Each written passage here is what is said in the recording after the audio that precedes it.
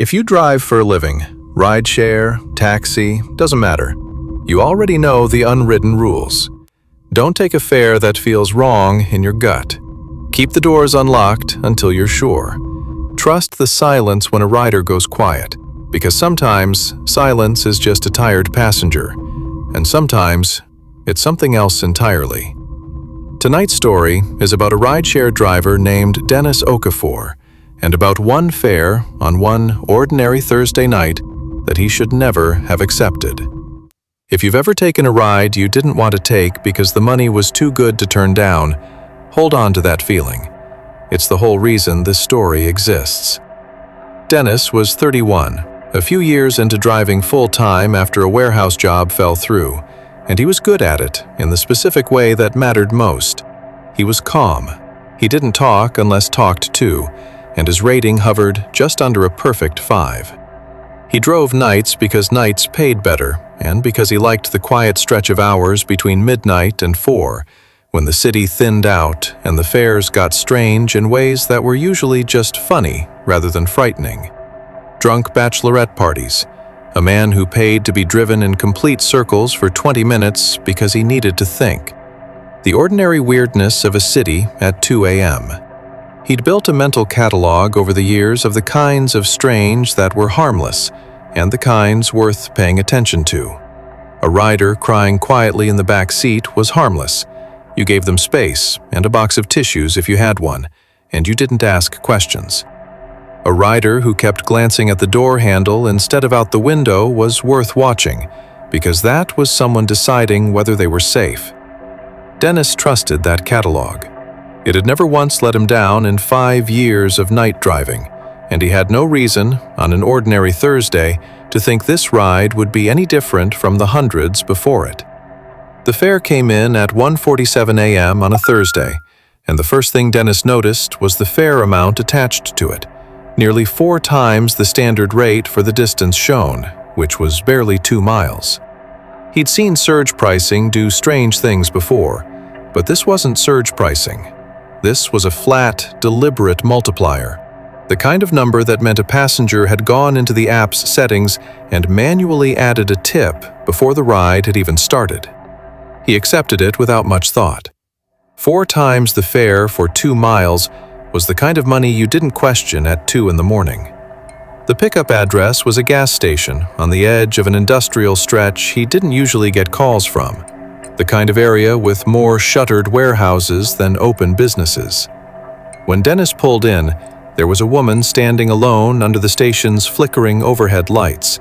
No bags, no phone in her hand, just standing very still and watching his car approach like she'd been waiting exactly where she was for a long time. Her name, according to the app, was Renata. She got into the back seat without a word, which wasn't unusual by itself.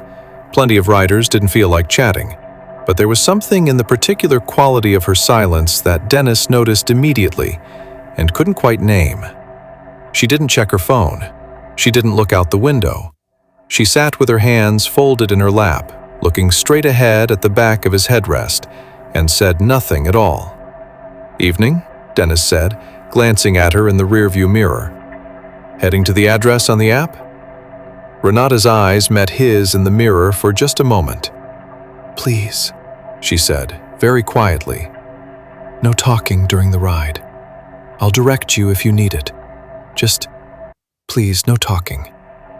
It was an unusual request, but not an alarming one on its own.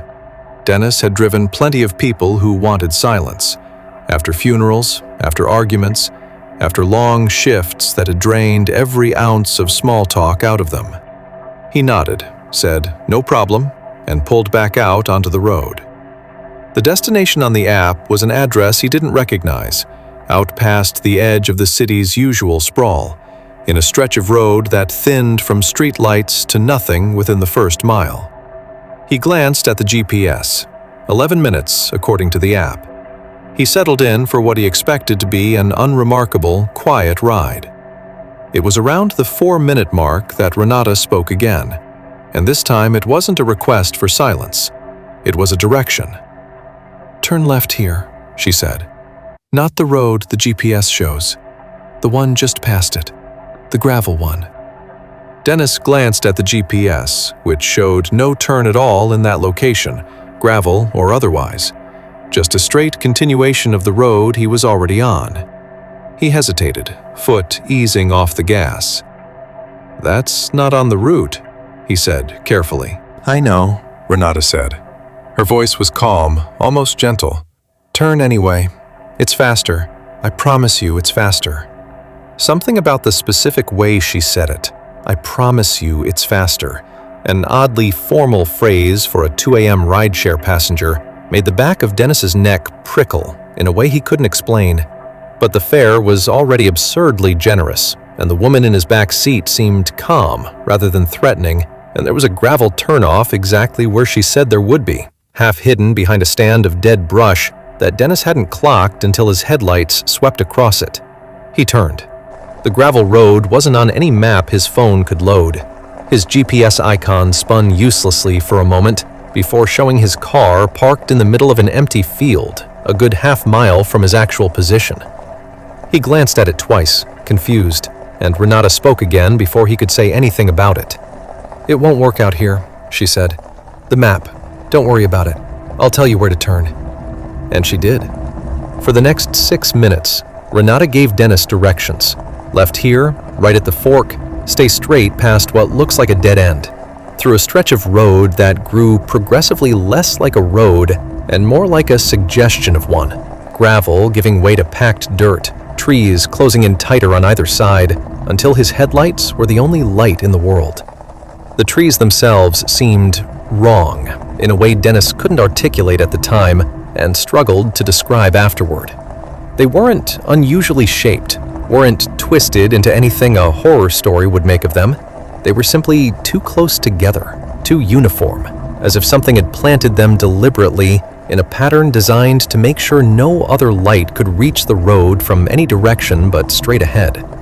He found himself watching the tree line instead of the road at one point, and Renata's voice cut through the silence with a firmness that hadn't been there before. "Eyes on the road, please," she said. "Not the trees." He didn't ask how she knew where he'd been looking. He put his eyes back on the road. Dennis followed every direction. He would try to explain later, to himself, why he hadn't just stopped the car and refused to go further, and the closest he ever got to an answer was this. There had been something in Renata's voice, calm and certain and utterly without hesitation, that made turning the wheel feel less like a choice he was making and more like a thing that was simply going to happen, regardless of what he decided. He wasn't frightened, exactly. Not yet.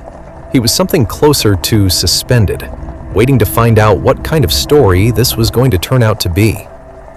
Every direction she gave was exactly right. Every turn existed precisely where and when she said it would, despite his GPS showing nothing but blank field or empty road at each location. It was, Dennis thought distantly, like being driven through a place that only existed because someone in the back seat was describing it into being, one turn at a time. At the 9-minute mark, Renata spoke again, and her voice had changed. Not louder, not more urgent, just quieter, almost apologetic. "Slow down," she said. "There's going to be someone in the road. Don't stop. Don't look at them. Just slow down enough to go around and keep driving." Dennis's hands tightened on the wheel. "Someone in the road?" "Please," Renata said. And for the first time, there was something underneath the calm, something that might have been fear, carefully controlled. "Just do what I'm asking. It's almost over." The figure appeared in his headlights a few seconds later, standing motionless in the middle of the dirt track, a shape that was, from a distance, unmistakably a person, standing with the particular stillness of someone who had been waiting there for a very long time. Dennis slowed the car exactly as instructed, easing around the figure in a wide arc that took every ounce of his self-control not to full stop and demand an explanation. He did not look at it directly. He told himself, gripping the wheel, that this was simply prudent caution around a pedestrian on a dark road, and did not examine too closely why every instinct in his body was screaming at him not to turn his head. In his peripheral vision, as the car eased past, he registered only that the figure did not turn to watch them go. It remained facing the direction they'd come from, as though waiting for something that was still approaching from behind. Neither Dennis nor Renata spoke again until the woods finally opened onto a small clearing with a single house in it. Modest, dark, no lights on, the kind of house that could have belonged to anyone. Renata asked him to stop at the end of the driveway rather than pull all the way up to it. "This is it," she said. "Thank you, truly. Thank you for not stopping back there." She got out of the car, and for the first time during the entire ride, she turned to look at him directly through the open door before closing it. Not a threatening look, Dennis would say later when he tried to describe it. Something closer to grief. "You should go back the way the GPS wants to take you now," she said. "It'll work again once you're past the turn. And Dennis, don't take this fare again if it comes up. It won't show my name next time." She closed the door before he could ask what that meant. Dennis watched her walk up the dark driveway toward the house and did not wait to see whether anyone answered the door or whether she went inside at all. He put the car in reverse the moment she was out of the headlights' direct path and drove back the way they'd come, faster than was strictly safe on an unfamiliar dirt road at night. He did not look for the figure on his way back. He did not need to look to feel, with total, unshakable certainty, that it was still standing exactly where they'd left it, facing the direction they'd have to pass to leave. His GPS reconnected the moment he crossed back onto the paved road, the icon snapping to his actual location as though nothing had ever been wrong with it. The gravel turnoff, when he glanced at it in his mirror, was already harder to make out than it should have been, as if the dead brush had shifted back into place the moment he'd stopped needing to see it. Dennis didn't drive again that night. He pulled over at the first gas station he found, sat in the parking lot with his hazards on, and didn't move for the better part of an hour. He tried over the following days to find some trace of the ride in his app history. It wasn't there. Not canceled, not completed, not anywhere in his trip log. As if the fare had simply never existed in any system that could be checked after the fact. The payment had gone through, though.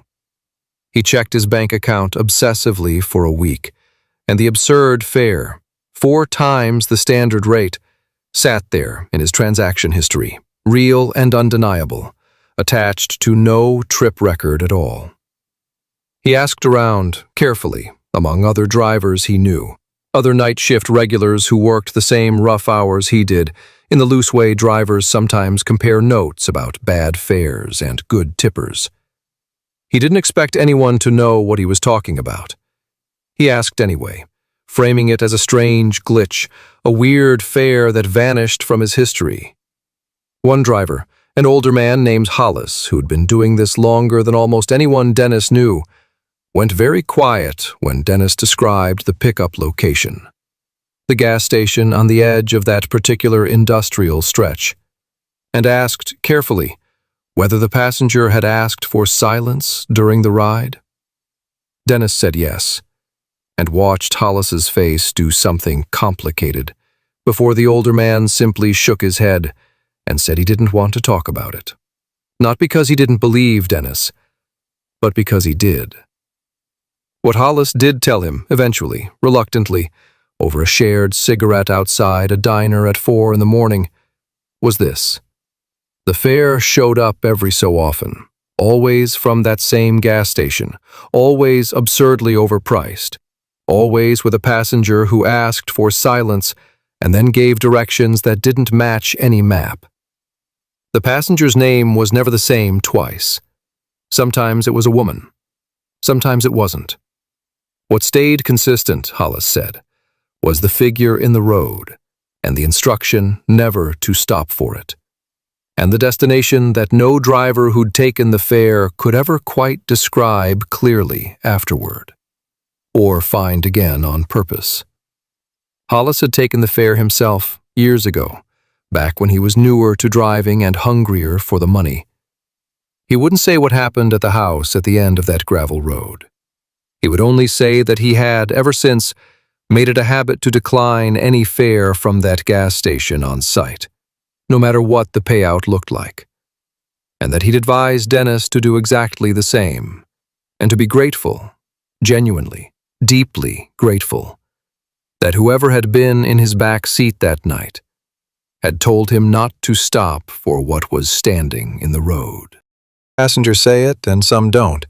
I don't know what decides that, but I know a couple guys who took that same fare, years apart, who aren't driving anymore, aren't doing much of anything anymore from what I heard. Nobody talks about it directly.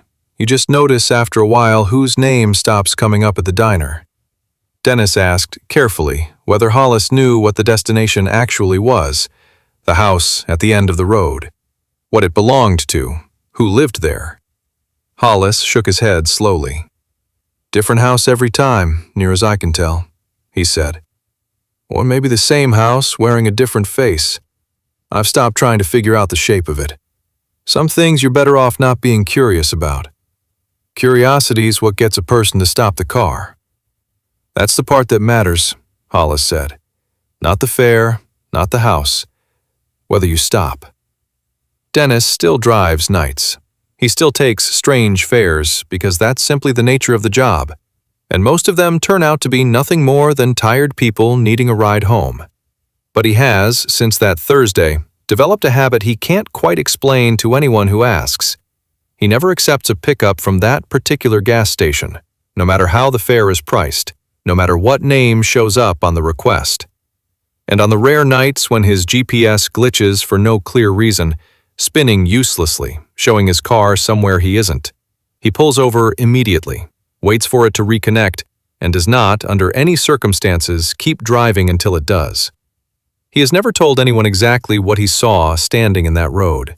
He has only ever told this much, that whatever it wasn't waiting for him, and that he has no plans to ever find out what happens to a driver who's asked to stop. This has been a Whisper Dark original. If this one kept you looking twice at your rearview mirror, you know what to do. Subscribe, and we'll see you in the dark next time.